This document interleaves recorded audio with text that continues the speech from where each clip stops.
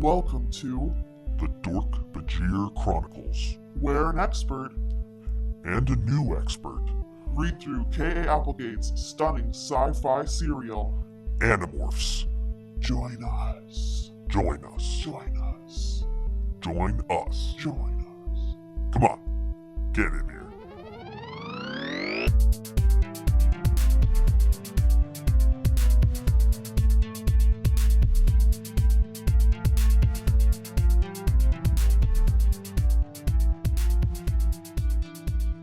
Hello and welcome to the Dork-Bajir Chronicles, a podcast where we read through the Animorph series one book at a time and then talk about it every week. Today we'll be talking about book 51, The Absolute. I'm Tessa, the expert. And I'm Brayden. The governor is a woman? It's very typical of kids of this age to not pay attention in school and know who the governor is, especially if they haven't been in school for a couple of weeks. Like, you know, it's one of those useless facts fair. that leaves your head. But also, the governor's a woman? Time to jump into some... Ooh, yeah. Ooh, yeah. Our first piece of fan mail comes from Nick Smythe on Twitter. I have no idea if I've pronounced your name correctly. I apologize. I think They- it's just Smith. Tagged us in an Ireland Simpsons fan Twitter account. This who is the crossover we've been waiting for. posts the height of 90s literature, and it's Bart Simpson morphing into a rat with Animorph slapped on it, and I love it. I don't know if this is from the Halloween episode. I don't really watch The Simpsons at all. My mom said that it was bad TV, so we weren't allowed to watch it when I was a child. I wasn't allowed to watch The Simpsons either, but my parents, until like I was 10, and my parents always said like, you shouldn't be watching Bart Simpson. It's a bad show. And it's like, you don't even know the name of it. How can you presume? Our second piece of fan mail comes from Out of Context Podcasts on Twitter, who just totally... Remember that episode where we were talking about how I told Brady don't say that. That's going to be the bit they rip out of our podcasts out of context. And Out of Context Podcasts quotes us as saying, "Oh, let's not do that. Let's not say that. That's going to be the part they rip out." What the hell were we talking And then about? they did. I don't know. It was some joke you made that I was like, oh dear. The worst crime of this whole encounter, though, is patron Steve at Esnuin on Twitter said this is because of Mikhail leaving home, which is rude and also true. You know, I think it's Out of Context Pod. They've taken from our podcast before, I believe. I think They have. They're very good. They're very good to us. I think we might have been one of their very like when they were like back in the. I think we might have been one of, if not one of their first rips, actually. Yes. No, Holy they've shit. definitely quoted us before. March 4th, 2019, their first Twitter post, like, ever on their feed, or at least, I don't know, maybe they deleted all the ones before, but it's me. What do you mean you can't tell if I'm joking or not? I told you I wrote jizz in a hat. Of course it's a joke. At Dork-Bajir. So thank you, Out of Context Podcast, for being a very solid ally to us. Yes. Lovely trip down memory lane. I remember that. That was one of those contests, I think, that Mikhail hit us against one another. Battle of wits and animal facts. Brayden! Yeah. How's that summary? Tell me what's in this book. Was I supposed to read it? Wait. I'm sorry. I thought I was... Let me just, I'll thought speak it into you. Just one second.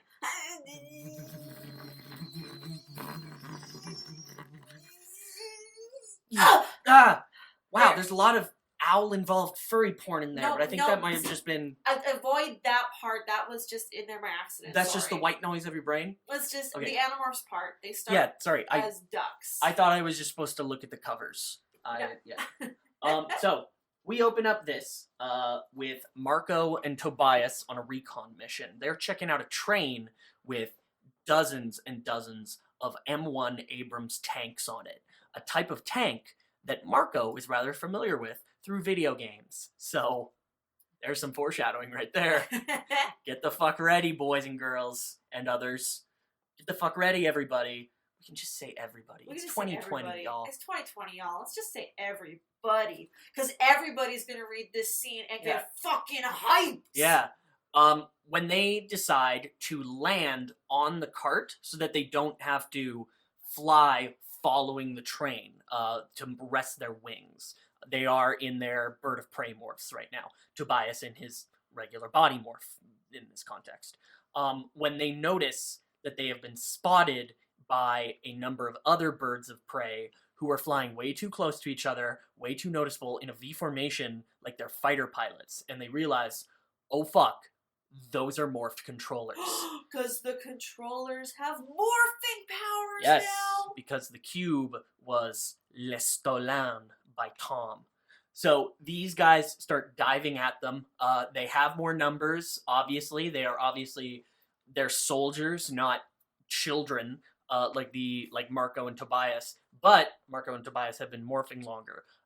Marco opens with this great gambit where, like, just as this another red-tailed hawk actually is diving at him to try to kill him, he waits till the last minute and dives so he's underneath a steel pipe. And as the red-tailed hawk moves to correct, smack, breaks his own fucking neck on it. Actually, it was Marco was crouched down and he, like, bared his wings. It's like, ha, I'm an angry bird.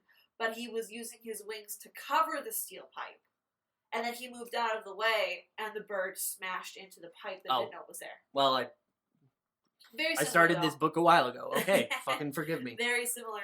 There's a bunch of cool bird acrobatics that happen. Yeah. What follow a number of very cool bird acrobatics is a very good way to describe all this. They end up they fly underneath the train and just like dodge all the like bars and pipes and axles and stuff to stay out of the way, to let the Yerks who are less experienced get absolutely knacked by these things. I just made up that word, but it sounds like I'm saying. I feel like that word. It sounds like a real word that's also a slur for something. I mean, I know knackered is when you're like really tired or you're wasted. I think, but knacked itself is just smacked. But they end up back on top of the train. They get inside the tank, presumably to hide. Marco gorilla morphs and tosses a sledgehammer from the tank's toolbox at the head of the train to get it to stop.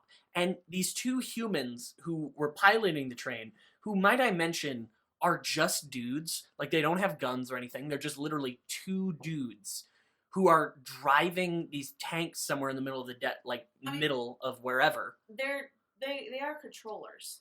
Are they controllers? They are controllers. That was one thing that's one thing that queued up Marco and Tobias at the very beginning of the book, because they realized there's no guards on this train. If the drivers were regular people, there'd be guards somewhere on the train guarding the tanks, right? Okay. Maybe that's another thing I read wrong, because I thought because they weren't armed, they gathered they weren't controllers. But either way, like, just two dudes see a sledgehammer tossed through their back window on a military convoy, and they just go out with one sledgehammer, like, let's check this out by ourselves. Like, that's a great fucking idea. So Marco, being the video game man he is, fires up this M1 Abrams tank, and with Tobias in the gunner seat, drives it off of the train and down into the woods. They're being chased by all these controllers in morph, and they're like, they can't shoot this thing because it's not loaded or anything. It hasn't been like loaded up, but they're like swinging around the tank top like a fucking club and just breaking through the trees. And like Tobias yells like, oh shit, stop! And they're not being chased by the controllers anymore. Marco stops super last minute just as they're about to go over a cliff onto the interstate. They head down and start going against the highway traffic. And there's a point in the tank. Most everybody's getting out of their way, but they realize there's a huge semi coming at them that's playing chicken. And Tobias is like, we're not going to be able to take this guy, even in this tank. And Marco says, point the gun at him. And Tobias is like, I can't shoot him. And Marco says, he doesn't know that. Tobias, I think, is the one that says he doesn't know that. Oh, fair. But it's, they point it at the guy, the trucker, and Tobias angles it right for the guy's face, and the trucker's like, yeah, okay, fine, and moves over. And hard cut. It is back at the Dork-Bajir Valley. Jake is like, so where did you leave the tank? And Marco is like, Chapman's house. And they get into a little... You remember Chapman's house? Nice 2-story? Jake asks, how many stories is it now? 0? They ran over their vice principal's house. For some fucking reason. Like, that's not going to be conspicuous. Like, I guess it doesn't matter now. They know who they are. Yeah. It doesn't matter and now. But they do establish Martha Chapman is okay. The cat wasn't even in the house. Nobody was home. So Melissa Chapman. Melissa Chapman, sorry. But yeah, everybody's okay. They're just homeless now. Yeah. And everybody waits for Jake to reprimand them, like with maybe some barely concealed amusement. But Jake just sighs and pokes the fire.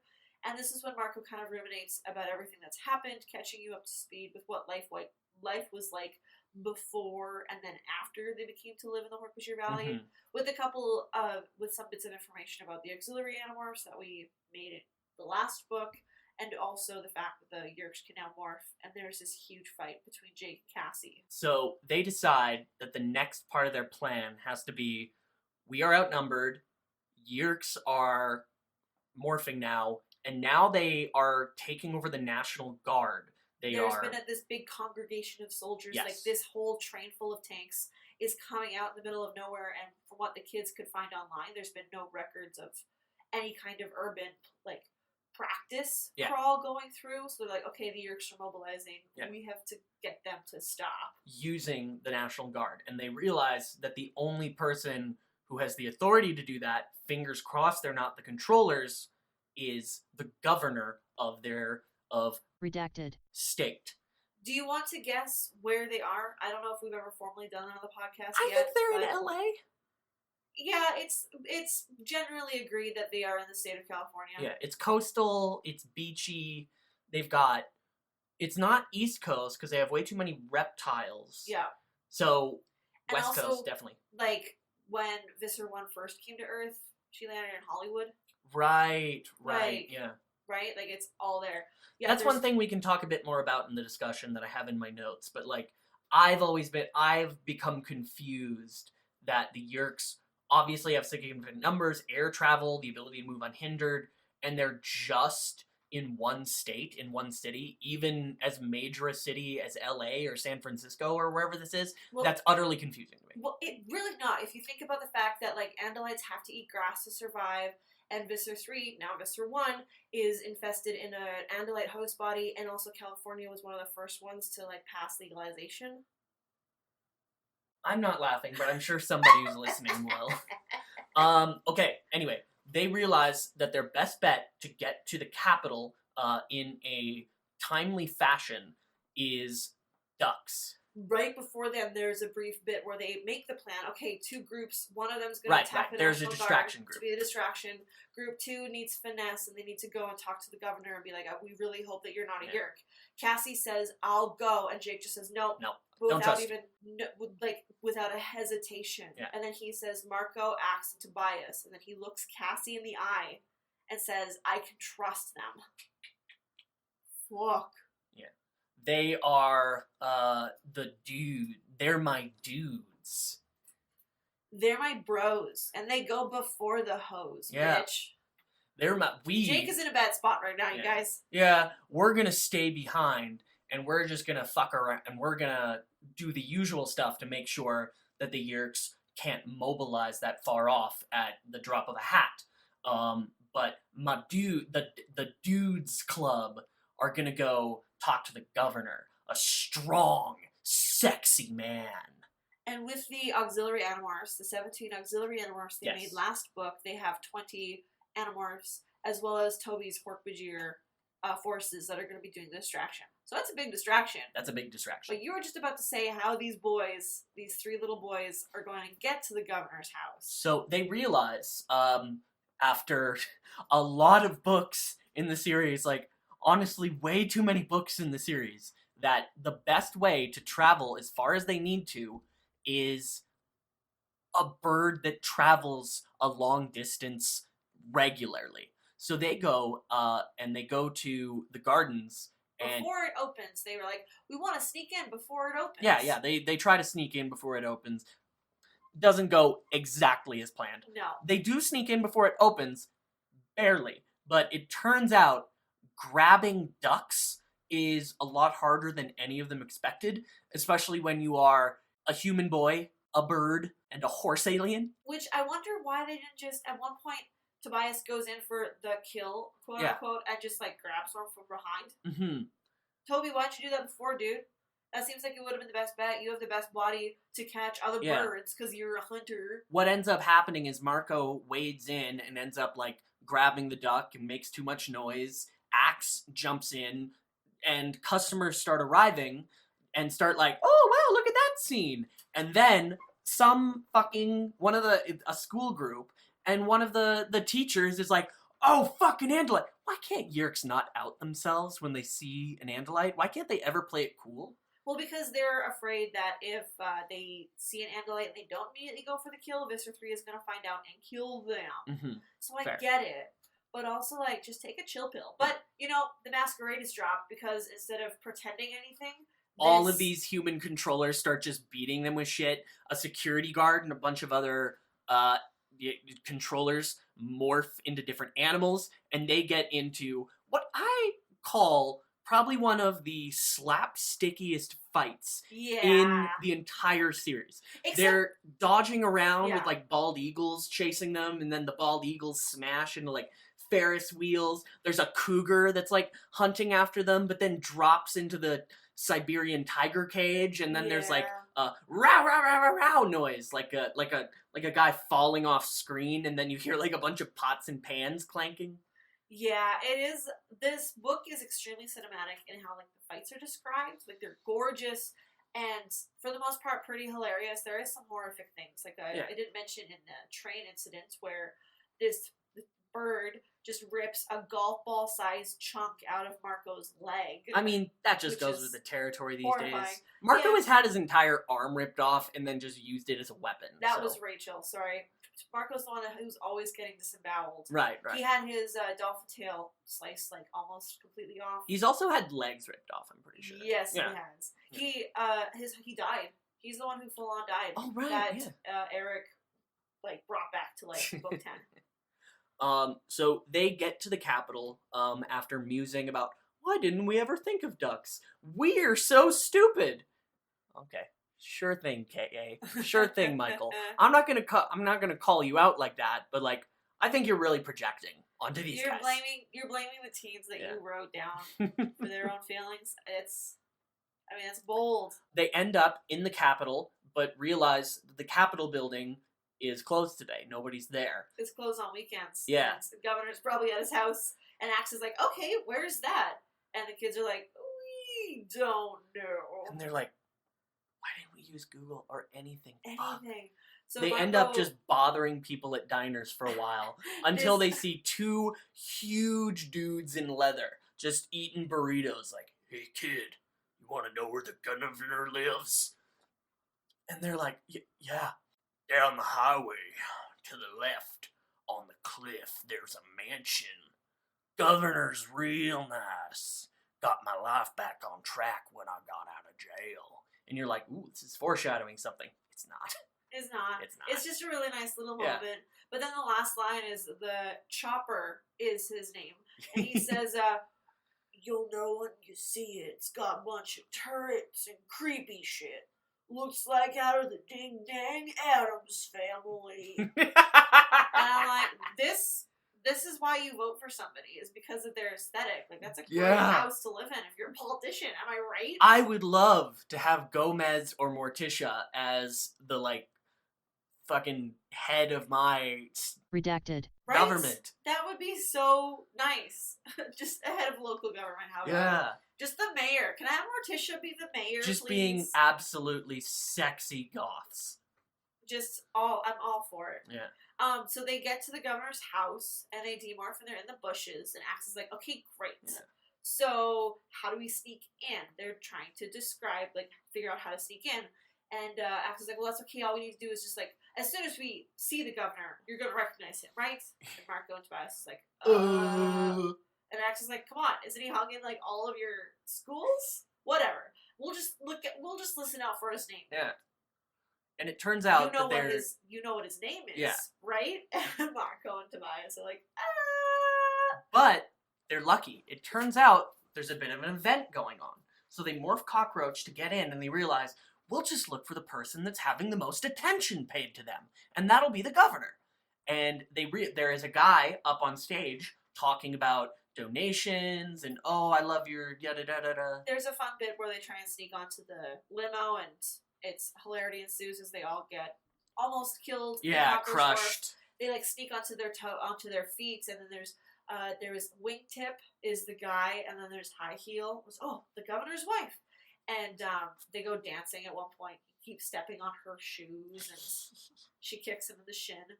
And yeah, then they get away, and the guy says, "Oh, I hate these kinds of things." Trying to beg for campaign donations. Marco's like, "Haha, this must be the governor." Yeah. I think, although I think I heard it a little more like this. I hate doing these things. I hate having to beg for campaign donations. Yeah, I tend to read books through a different kind of political lens, I guess. They end up. There's the governor. There's two people, and then two security guards. The governor, a woman, and two security guards. And Marco's like, well, there's only one thing we can really do from here. And he demorphs Cockroach after being like, Governor, do not be frightened. I am going to show you something fucked. And he demorphs from Cockroach. And everyone's like, what the fuck are you doing? And then the woman is like, yes, I'm the governor. And in their heads are all like, governor is woman? And Tobias is like, I won't tell Rachel if you don't, or something. It's like, come on, you guys. They all demorph, and it turns out one of these security guards is a controller, and the husband is a controller. So first we only know that the security guard is the controller. Right. And Marco's like, hey, he's gonna shoot me, and the governor's like, no, he won't. And Collins, the other guy, is gonna make sure he doesn't. The guy does try to shoot Axe. There's a scuffle. Yeah. The husband's like, I'm just going to leave really quick. And that's when Marco realizes that the husband didn't even flinch when he saw an Andalite. Like, he'd seen it before. Mm-hmm. So now they kidnap the governor. They kidnap the governor. They get her in the limo. And this time, Tobias is driving. Yes, Tobias in Dork-Bajir morph sticks his spikes through the ceiling and rips the sunroof, which I think about all the time. I would love to have a picture of art in my house that's just Tobias as a Dork-Bajir with his Dork-Bajir through the roof of a limo, and he's just got this big Dork-Bajir grin on his face. Mm-hmm. Like that's hilarious. I would love that. I have to say the governor was very cool about this. Just like, this is very interesting. They end up being pursued by a helicopter, and Marco gets his hands on a Dracon beam, and it specifies in the Wikipedia article, which isn't something that I noticed.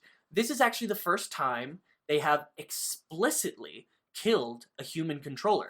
When Marco shoots the helicopter, and it is destroyed in an explosion. And the helicopter saw Marco in Gorilla Morph with the Draken beam, and he saw fear in the pilot's eyes, and the helicopter wheeled away.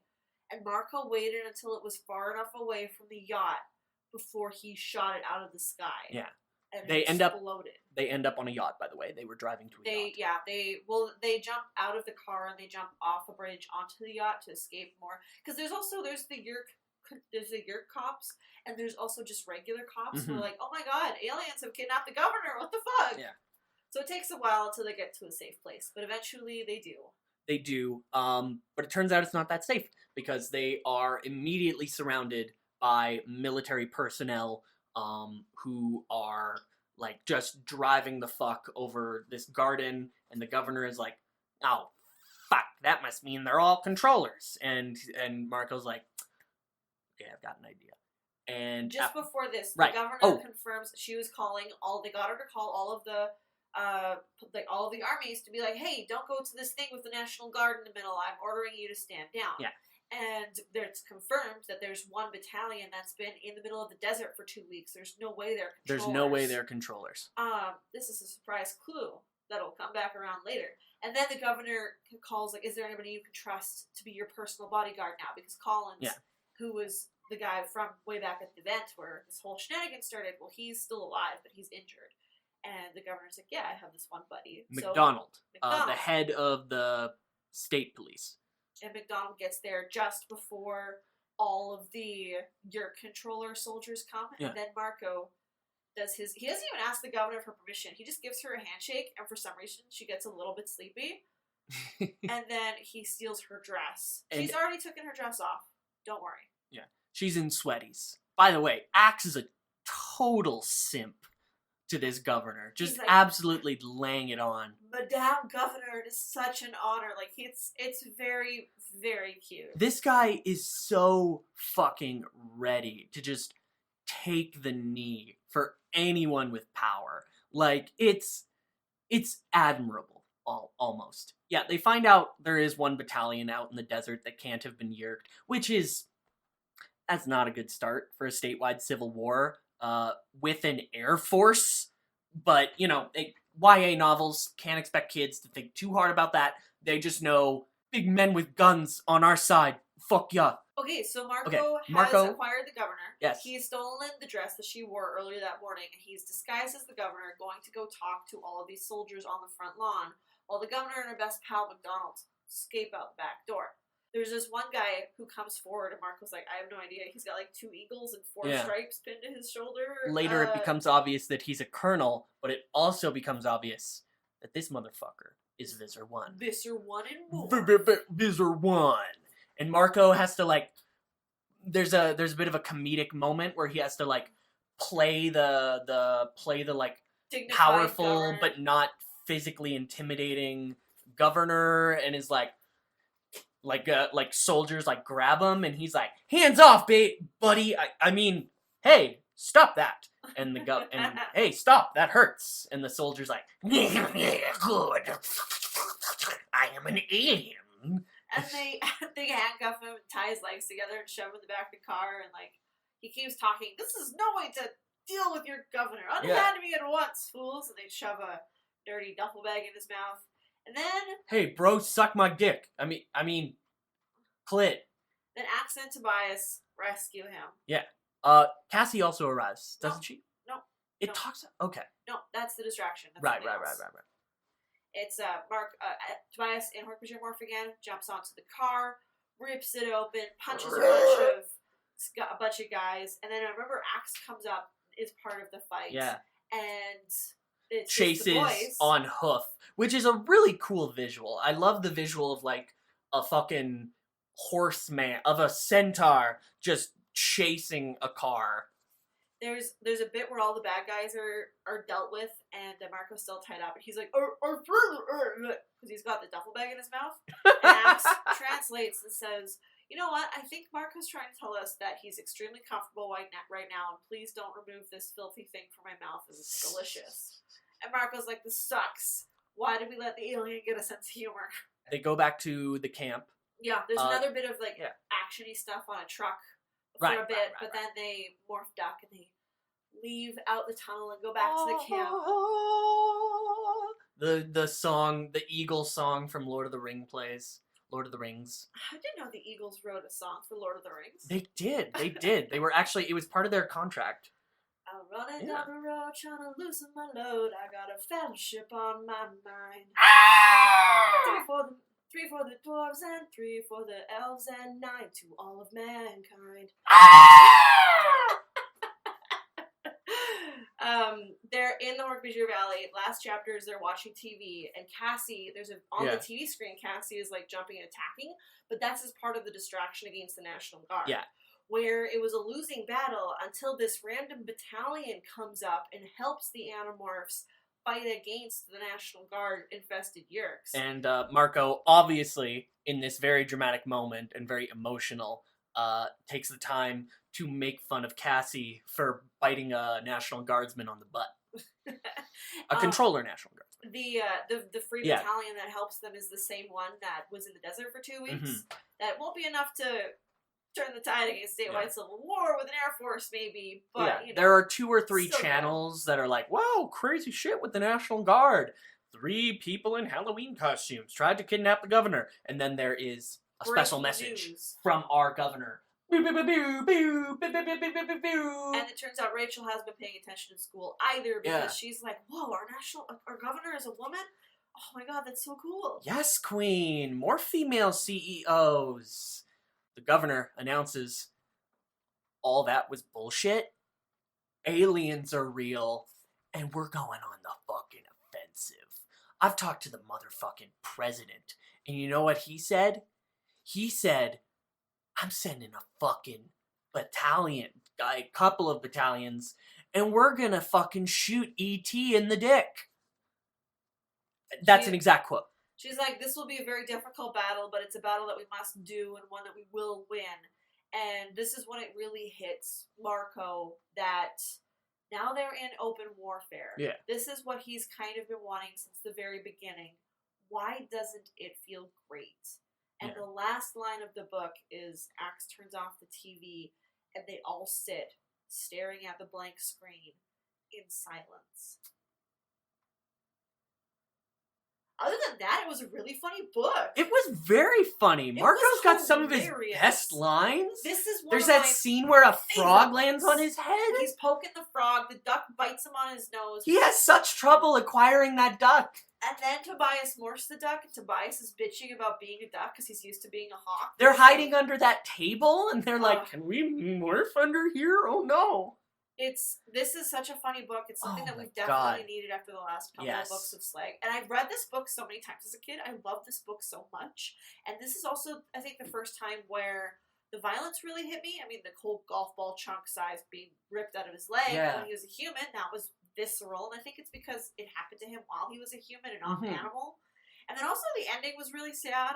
I did not pick up on those themes in, I think, any of my prior rereads, but this time it was like, yeah, this is really fucking real now. I really got, I got a lot of, like, Spider-Man vibes from Marco in this one. Like, how Spider-Man, like, gets quips in while he's fighting, and it's sort of become this, like, a lampshaded thing in comics where people are like, why the fuck is Spider-Man making up all these jokes while he fights? So Marvel has had to, like, acknowledge, oh, no, he's doing it to, like, stay focused and keep his enemies off their toes and make them think he's super powerful. He doesn't even have to care.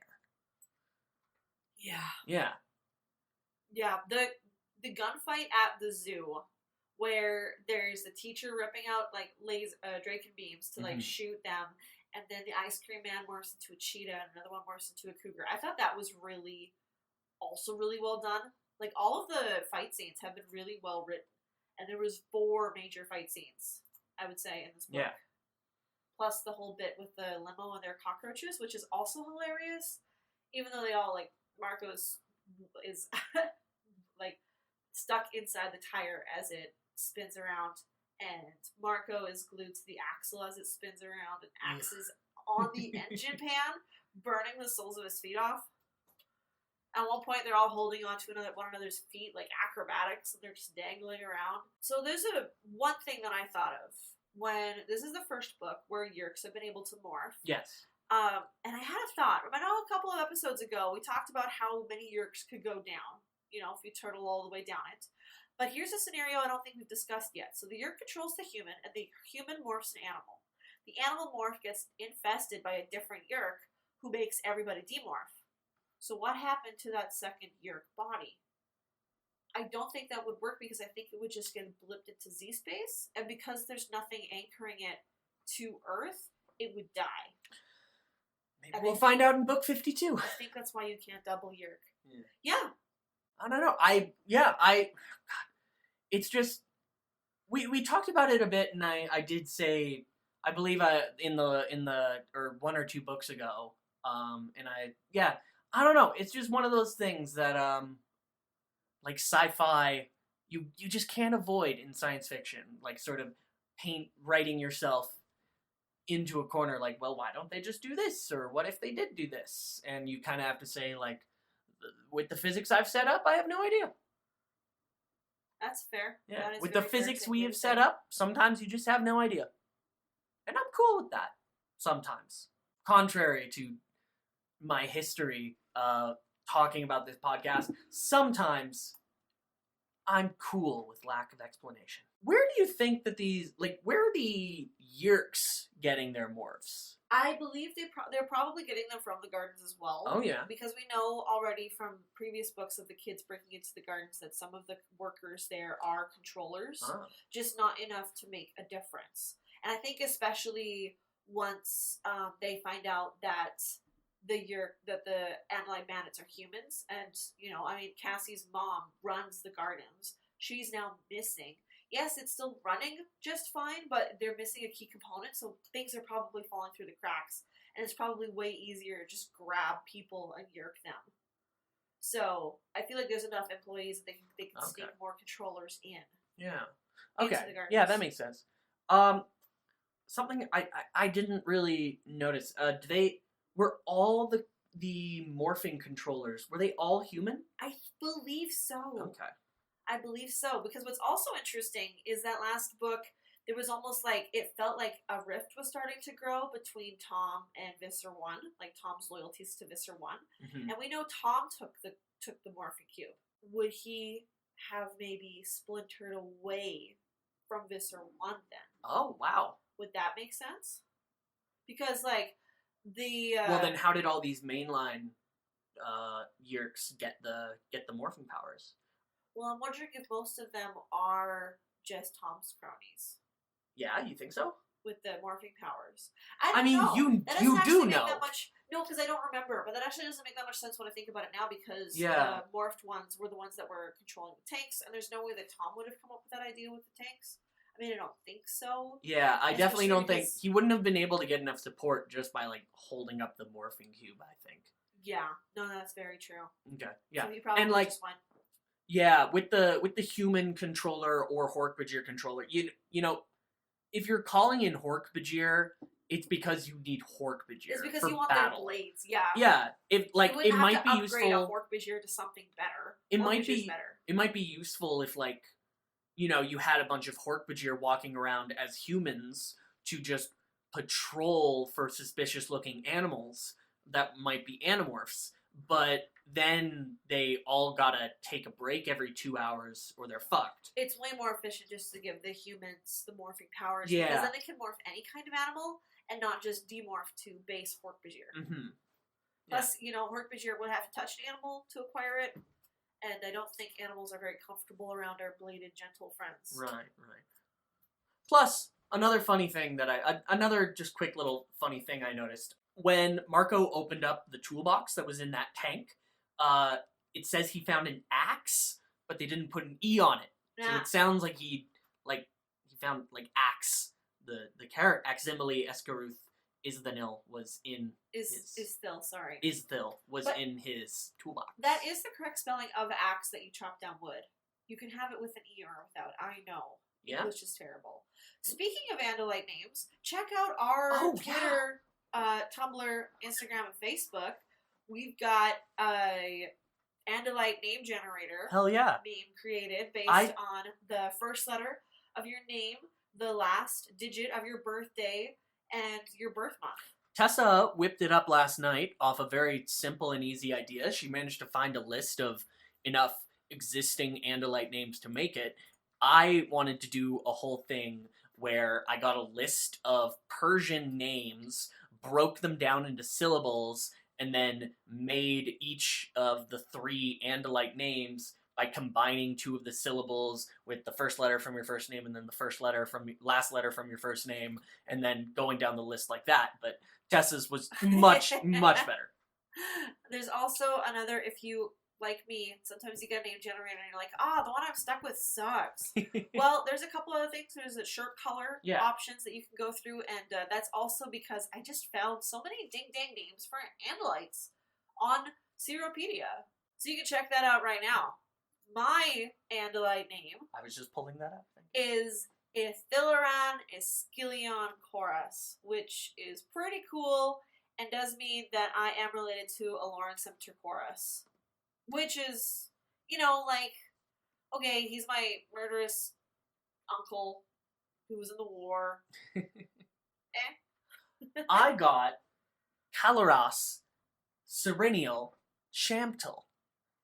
Elfanger's cousin, hell yeah! Which is weird because, like, Axe, Elfanger's brother, doesn't even share the last two names with any of his names with him. You know what it is the middle name is passed down by different parents. Oh. Axe and Elfanger's parents, their middle names are Esgaroth and Serenial. Oh. And that's kind of how it gets passed down. The first name is a unique one for you, and the last two are based on your family history. So it's kind of people can look at you and know exactly how you fit on a family tree based on your name. That's fascinating. Is that something that we've talked about that I missed? I don't think so. It's not something that's ever actually explained. Okay. It's just something that you can pick up through context when you learn about, like, Andalites and their kid names. Like, we don't know Prince Ciro's full name. We just know his first name is Ciro. So he's probably Ciro Iskilion something, because Aldria Iskilion Falan, from what I remember. Okay. Hey, Brayden. Why, yes, Tessa. How about we go from our everyday regular lives into some everyday animals? Everyday now. In this segment, we try to tackle an everyday situation that happened in this book. All the normal rules of morphing apply. No morphing humans especially, which is turning into a very slippery rule as we get towards the end game here. But we might as well keep it because We'll it keep it. gives this some structure. It's a much needed structure. Yeah. Otherwise, it would just be a conga fest every time. I've got a question here for us to discuss. How would we use morphing powers to talk to your favorite government official? Of course. Well, the idea that I came up with when I first saw this, it was actually, it very quickly jumped out at me. I would turn into a bird and I would land on their on the podium at their speech. Ah, Yeah. Would you morph like the national bird or something? No, just a small bird. Just a Something I've small noticed. bird. Nothing that would panic anybody. Cool, very good, very because good. like I mean, what a better way to get in? Just be like, land on it so it looks like, oh, look, a fucking cute bird loves this government official, and then be like, cool, you owe me lunch now. And you get to eat birdseed with the governor? I like 5 burgers. I like 5 guys. 5 guys, burgers and fries. How about you? Order it down to a birdie surprise. I don't know if I have a favorite government official. Yeah, well, but I feel like my favorite government official would be someone who appreciates the natural wildlife. So I would probably morph something small and cute, but wild. Don't try to, maybe like a beaver or a fox or something, like big enough so I can handle myself, but also cute and known to be kind if you wanted to get close and personal. And I'd be a bird and follow along the governor, waiting until they walked into the woods at some point, and then I'd morph a cute animal, get close, and bada bing, bada boom, that's a photo shoot opportunity waiting to happen. Remember that one? And when as they're like, way back when Teddy Roosevelt had like a baby bear cub for a little bit. Like, people eat that shit up. Teddy bears are named after Teddy Roosevelt. Theodore Roosevelt. Teddy Roosevelt. Yeah, I started fucking up as soon as you started talking over me, and it made my tongue weird. I'm sorry. Okay. To be fair, we both talk over each other a lot. So well, you know how you can make it up to me? How can I make it up to you? It's a segment called My Life, My Morph. My life, my morph.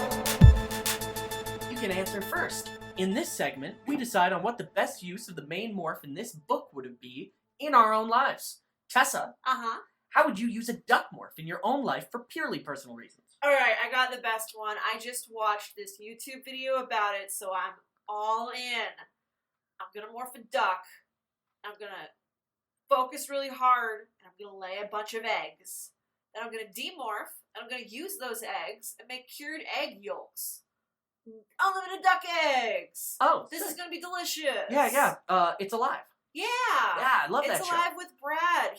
He cures egg yolks, and he does like some duck eggs. He also does an ostrich egg. It's very good, but it looks delicious, And apparently, according to that video, the duck ones were the tastiest. Yeah. I've never had a duck egg, but I feel like it would be really, really good. And I love a good fried egg on rice. And ducks. Well, the thing is, ducks. How many eggs do they lay at a time? I don't think you could probably get a lot. I hate to tear this apart too much, but like, does a morphed duck have just eggs already in it? I would wait until, like, I would only acquire a duck that's, like, right about to lay an egg, so that every time I morph duck, I could just squat one out. Because I don't think, like, I think you're right. It's not like poop or something where you can just be expected to have enough inside you to excrete throughout the 2-hour morphing process. Duck eggs is, like, from what I know about ducks laying eggs, it's really just about, like, people having periods where you're just getting that stuff out.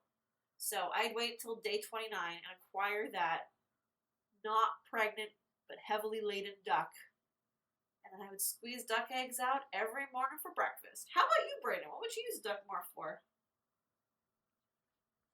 I've been thinking about this a very long time. And it took everything in me to not make a duck corkscrew dick joke. Although, for the record, if this was this sort of podcast, I would use my dick as a very long corkscrew to both get the cork out of wine and jizz in it at the same time. But I think the obvious answer is team up with some friends and never have to pay for air travel again. I thought you were going to say start a hockey team. You know what we both should have said, though, Brayden? What? Is play bassoon music. No, bossa nova. Play bossa nova music. Have you heard of the bossa nova duck? This is duck that's tip-tapping on a drum and somebody lays a sick bossa nova beat over top of it. What? Speaking of memes, let's turn to our friends at Twitter. Sure. Okay. All right. As you all know, we always open up our Twitter mentions to you guys to ask about this, and you did not let us down as far as gifts of the Goose Game go. We got Reefer at MothBaby626 who would test out my duck dick, which, Brayden, you didn't refrain from making any jokes. I did not. I'm very glad that our listeners did not have such restraint. Reefer adds, and do that thing where I turn upside down with my butt up to look in the water, and be very pretty and loud and do crimes on air, land, and sea. Reefer, I like how you think. Rotbetwixt at Rotbetwixt on Twitter lets us know there be a few cars I need to go visit. Obviously referring to Duck's prolific shitting ability. We've got beautiful, great gifts from the Untitled Goose Game, as you said. One person even says that they would upgrade their duck morph to a goose morph to further live out their dreams. Tiger Wolf at Tiger Wolf on Twitter. If the way I played one in Lost Ember is any indication, I just waddle around, quack a lot, and say I'm a duck a lot. In the thought speak. Just to clarify. There's some very cute duck gifs of ducks being cute. I don't know what Lost Ember is. Is that a game where you can play a duck? It must be. I think it might be the duck version of Tetris. Yeah. You know when they reskinned that and made your main character be a duck, but kept like all of the rest of the lore the same? We have a little bit of an exchange going on between Dipper at Dipper4TP saying, I'd probably duck it up. Duckman at Manlier Duck replies, oh, thinking you're real funny. Using my name in vain. Joshing around? Yeah, guess what? Includes a picture of a duck who instead of wings has thousands and thousands of hands saying, I will smack this person with all of my hands. And Dipper responds, you can threaten to hit me all you want, but rest assured, I know how to duck. Duckman replies, I like this person. it's one of those very beautiful exchanges that we get in our comments, and I love it. I hope it translates through just check out the fucking comments. These There's people are some very funny good and comments. cool. Why are we even bothering? Why don't we just tell people to go to this? Just go to this. Just follow all of our great followers. They're beautiful and wonderful people. And you know what else is pretty beautiful and wonderful? What is that, Tess? The cover to book 52.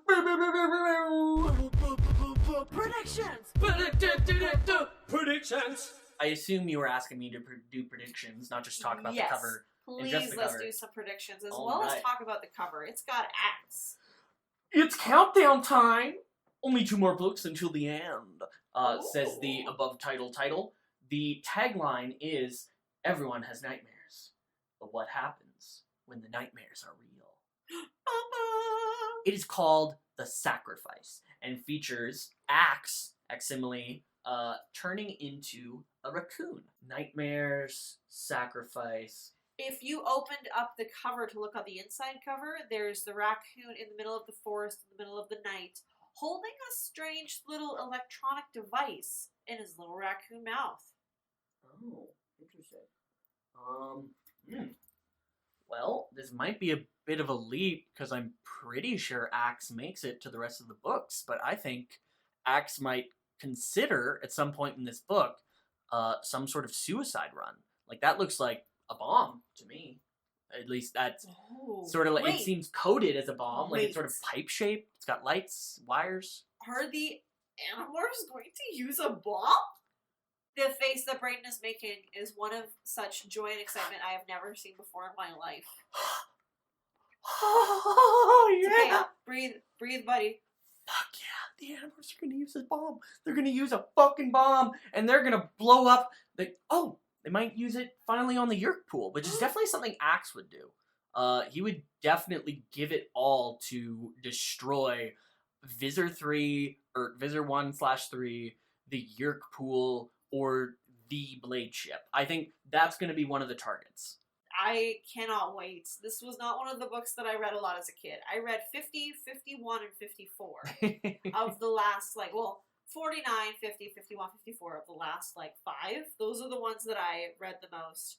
So this one and the one after that are not ones that I have read a lot of. Mm-hmm. We are going to be putting out some question calls in the future for asking about your opinions on some of the books coming up. So keep an eye, of course, on us and our stuff at Twitter, Tumblr, Instagram, or Facebook. Remember to subscribe on iTunes or wherever you get your podcasts, or else you won't get to hear us celebrating a suicide bombing. Let me phrase that differently. My name's Tessa, the expert. And I'm Brayden. I'm not encouraging suicide bombings. This has been Satamorphs, the Dork-Bajir Chronicles. Oh!